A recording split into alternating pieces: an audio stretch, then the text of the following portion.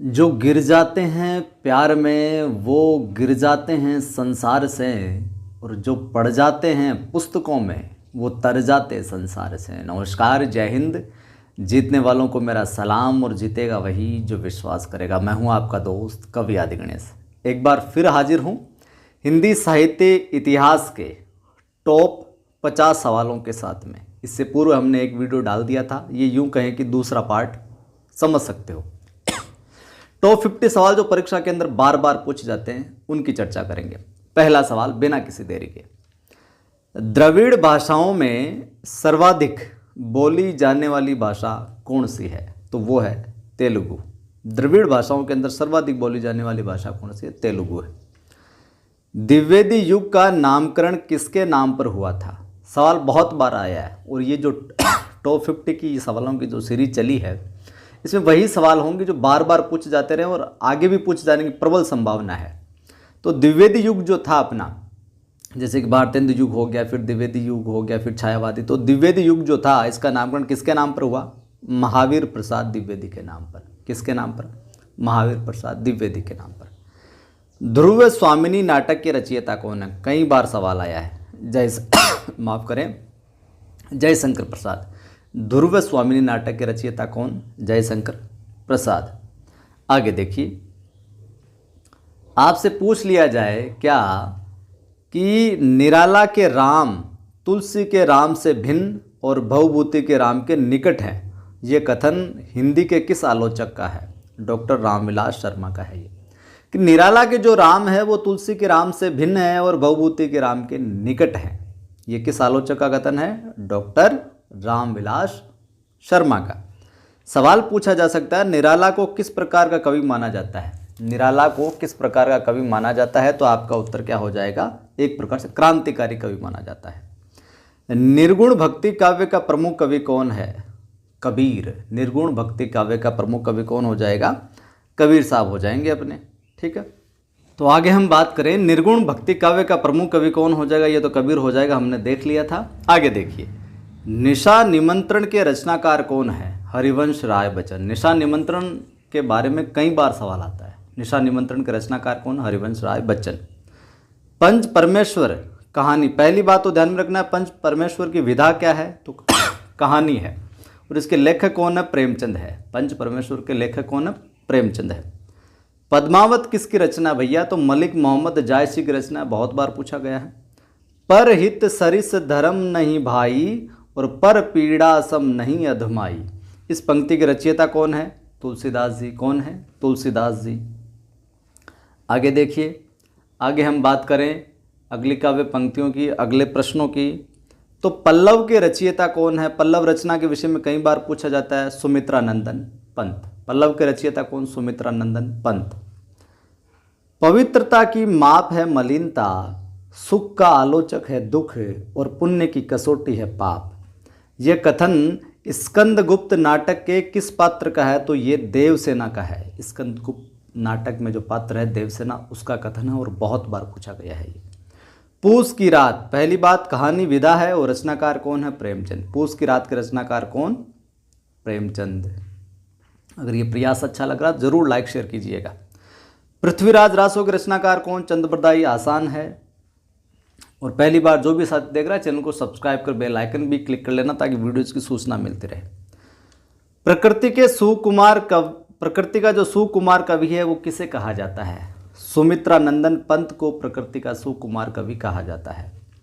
प्रगतिवाद उपयोगितावाद का दूसरा नाम है, ये कथन किसका है? नंद दुलारे वाजपेयी। वेरी इंपॉर्टेंट और बहुत ही अच्छा सवाल बनता है कि जो प्रगतिवाद है ये उपयोगितावाद का ही दूसरा नाम है। ये कथन, ये कहने वाले कौन? नंद दुलारे वाजपेयी महोदय।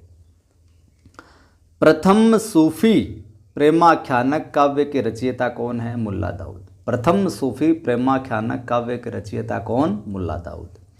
प्रभात फेरी काव्य के रचनाकार कौन? नरेंद्र शर्मा। कई बार आई ये रचना की। प्रभात फेरी के रचनाकार कौन? नरेंद्र शर्मा जी। आगे देखिए,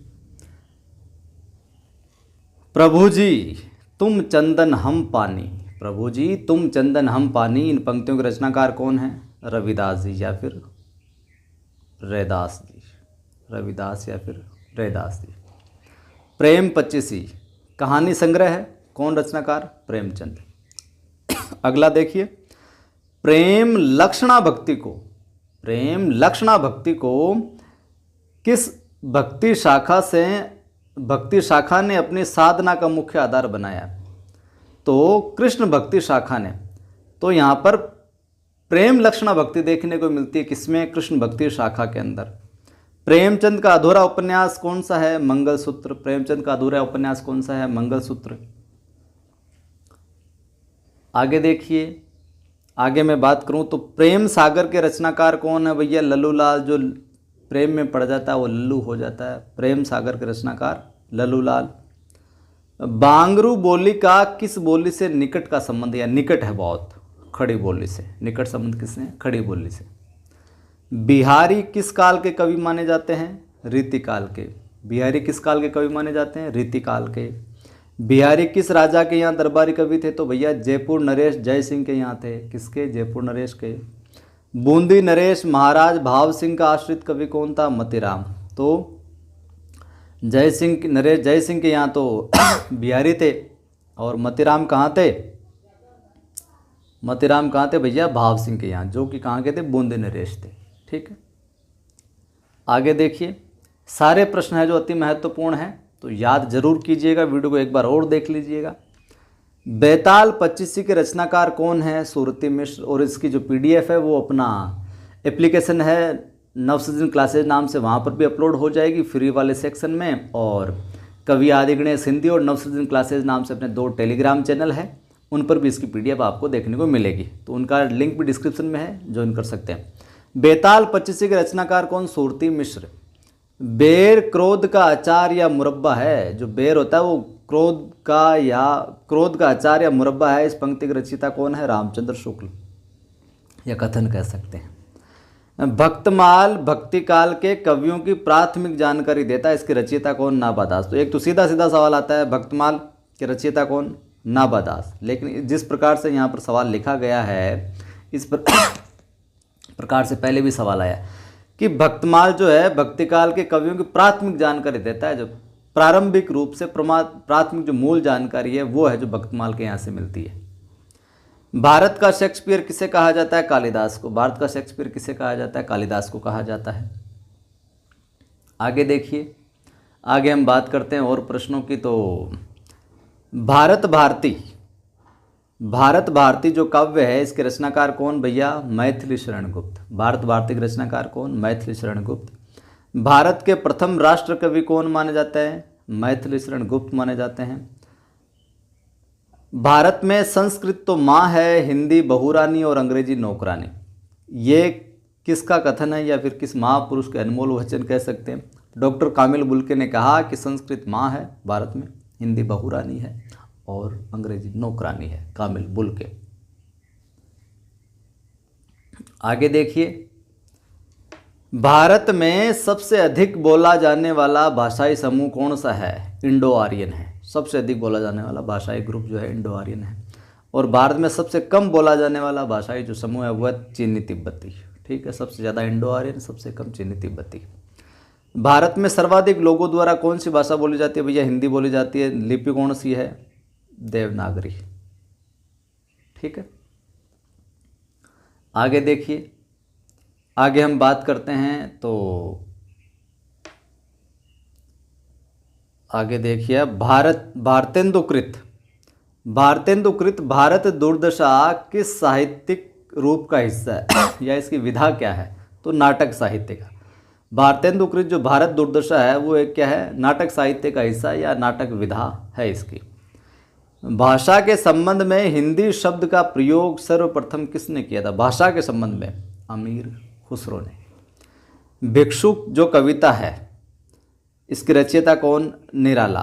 भूषण का कौन सा लक्षण ग्रंथ माना जाता है? जो शिवराज भूषण है ये लक्षण ग्रंथ है। शिवराज भूषण जो है, भूषण का ये लक्षण ग्रंथ है। आगे देखिए, आप अगले सवालों की तरफ बढ़ते हैं। तो मंदिर बनाने की कला का अगर जन्म की बात करें कि मंदिर बनाने की कला इसका जन्म किस काल में हुआ? तो गुप्त काल में होता है। किसमें? गुप्त काल में होता है। मजदूरी और प्रेम, पहली बात तो ध्यान में रखना, मजदूरी और प्रेम की विधा क्या है? निबंध है। ठीक है, तो मजदूरी और प्रेम जो निबंध है इसके रचनाकार कौन है? सरदार पूर्ण सिंह, सरदार पूर्ण सिंह। मनुष्यता की सामान्य भावना को आगे करके निम्न श्रेणी की जनता में आत्मगौरव का भाव जगाने वाले सर्वश्रेष्ठ कवि कौन माने जाते हैं? कवि मनुष्यत्व या फिर मनुष्यता की सामान्य भावना को आगे करके निम्न श्रेणी के अंदर भी जनता में आत्मगौरव का भाव जगाने वाले अगर रचनाकार की बात आए, कवि की बात आए, तो वो कौन हो जाते हैं? कबीर साहब हो जाते हैं। आगे देखिए आप, महादेवी वर्मा को किस रचना के लिए ज्ञानपीठ पुरस्कार मिला था? यामा के लिए मिला था, और कब मिला था ये आप कमेंट करके बताना। मैंने बताया पहले भी किस रचना के लिए यामा के लिए मिला ज्ञानपीठ, और कब मिला ये आप बताना। मुझे तोड़ लेना वनमाली, उस पथ पर तुम देना फेंक, मातृभूमि पर शीश चढ़ाने जिस पथ जाए वीर अनेक। पंक्तियों की रचयिता कौन? माखनलाल चतुर्वेदी, बहुत बार पूछी गई है। मैथिल कोकिल किसे कहा जाता है? विद्यापति को कहा जाता है। किसको कहा जाता है? विद्यापति को कहा जाता है। ठीक है, आगे देखिए, मेला आंचल जो उपन्यास है, विधा आ जाएगी उपन्यास, इसके लेखक कौन? फणेश्वर नाथ रेणु। मेला आंचल के लेखक कौन? फणेश्वर नाथ रेणु। रंगभूमि उपन्यास के रचनाकार कौन भैया? प्रेमचंद। रस मीमांसा रस सिद्धांत से संबंधित पुस्तक है, और इस पुस्तक के लेखक कौन हैं? आचार्य रामचंद्र शुक्ल।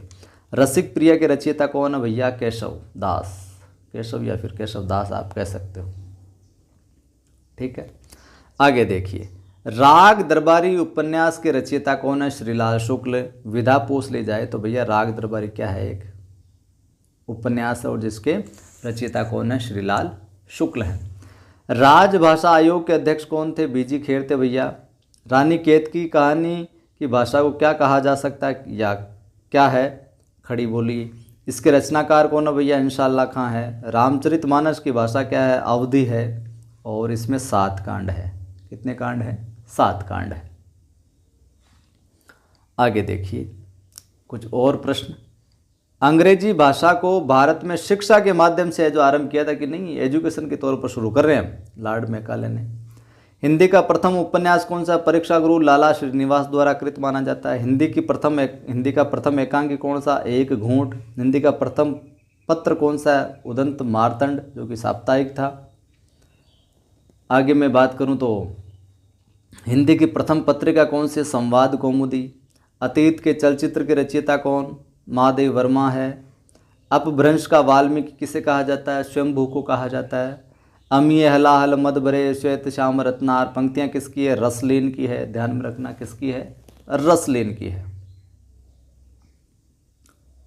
आगे देखिए कुछ और। आत्मजयी के रचयिता कौन? कुंवर नारायण, बहुत बार पूछा गया है, वेरी इंपॉर्टेंट। मतलब जो भी जितने भी सवाल यहाँ पर मैं करवा रहा हूँ, फैक्ट टू द पॉइंट, सारे उपयोगी है, सारे परीक्षाओं में आए हुए। आत्मजयी के रचयिता कौन? कुंवर नारायण। आत्मनिर्भरता जो निबंध है इसके रचनाकार कौन भैया? बालकृष्ण भट्ट है। आधुनिक युग के चरण कौन कहे जाते हैं? रामधारी सिंह दिनकर। आधुनिक युग की मीरा? महादेव वर्मा। उर्दू किस भाषा का शब्द है? तुर्की का। यह भी परीक्षा के अंदर बहुत बार पूछा जाता है। उर्दू जो है वो तुर्की का है। एक भारतीय आत्मा किसे कहा जाता है? माखनलाल चतुर्वेदी को एक भारतीय आत्मा है जो कहा जाता है।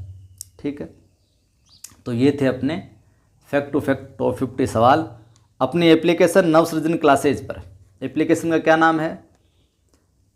नवसृजन क्लासेज। प्ले स्टोर पर मिल जाएगी, इंस्टॉल कीजिए। वहाँ पर फर्स्ट ग्रेड हिंदी का सुपर 100 बैच चल रहा है। एक तो फर्स्ट ग्रेड हिंदी का बैच चल रहा है, और दूसरा सेकंड ग्रेड का भी बैच चल रहा है। सेकंड ग्रेड हिंदी का भी बैच चल रहा है। तो दोनों बैच को आप ज्वाइन, दोनों बैच में से जिसकी भी तैयारी कर रहे हो ज्वाइन कर सकते हो। अपनी तैयारी को और बेहतर है जो बना सकते हो। टू द पॉइंट क्लासेज चलती है, और अपनी जो सेकंड ग्रेड हिंदी की 1 लाइनर किताब भी मार्केट में उपलब्ध है। अपने नज़दीकी बुक स्टोर से आप प्राप्त कर सकते हैं। वहाँ नहीं मिले तो उनको बोलना पायल बुक हाउस जयपुर वालों से मंगवा दो। फिर भी नहीं मिले आपको अपनी सेकंड ग्रेड की बुक, तो 86 19 73 87 34 इनके ऊपर आप व्हाट्सअप मैसेज कीजिए। आपको सूचना दे दी जाएगी, किसी को ये किताब मिलेगी। 86 19 73 87 34 और कोर्ट से रिलेटेड भी जानकारी यहाँ से आप प्राप्त है जो कर सकते हैं। जय हिंद। वीडियो को लाइक करना है, शेयर करना है, चैनल को पहली बार देख रहे हो सब्सक्राइब कर बेल आइकन क्लिक करना है। टेलीग्राम चैनल के लिंक वगैरह डिस्क्रिप्शन में आपको मिल जाएंगे। जय हिंद, फिर मिलता हूँ।